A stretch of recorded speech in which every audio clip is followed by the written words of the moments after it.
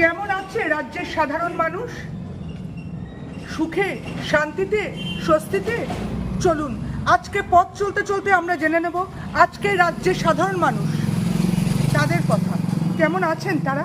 চলুন দেখি।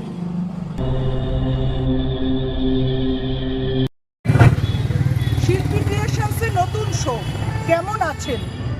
আমরা রাজ্যের মানুষেরা সবাই কি ভালো আছি, সুস্থ আছি, নিরাপদে আছি? আমাদের মধ্যেও থাকে অনেক দুঃখ, অনেক ক্ষোভ। আজকে পথ চলতে আলাপ হলো সৎ পথে খেটে খাওয়া একজন রিক্সা চালক নিমাই বাবুর সাথে। তিনি জানালেন তার দুঃখের কথা, তার কষ্টের কথা, তার বাস্তব কথা। আসুন শুনে নিই নিমাই বাবুর মুখেই কেমন আছেন।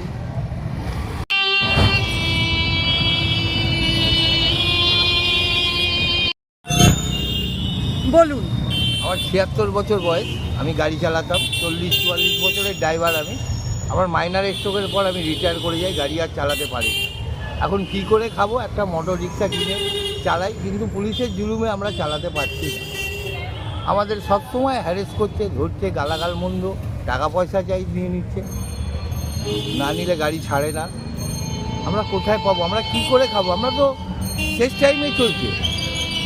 ৭৬ বছর বয়সে আর আমরা কী কর্ম করে খেতে পারি বলুন? একটা ওই মোটর রিক্সা চালিয়ে, এটাই আমাদের বড় দুঃখ। আমরা তো ডোর টু ডোর পৌঁছাই, আমরা স্কুল নিয়ে যাই, আমরা কেউ অসুস্থ হলে ডাক্তারের কাছে নিয়ে যাচ্ছি। তাতেও আমাদের অসুবিধে, আমাদের প্রতি এত জুলুম কেন?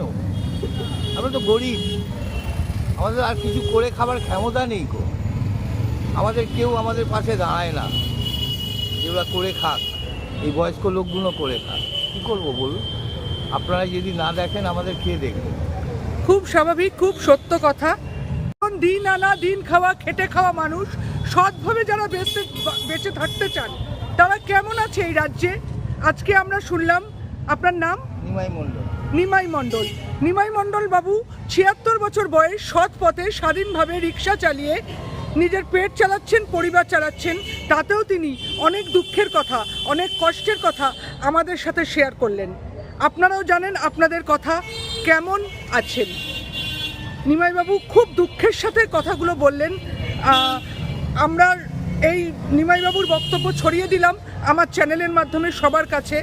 আমরা চাইব পশ্চিমবঙ্গবাসী, রাজ্যবাসী যেন ভালো থাকুক, সৎ পথে দুটো পড়ে খাক, তারা যেন এই বয়সে আতঙ্কের শিকার না হয়।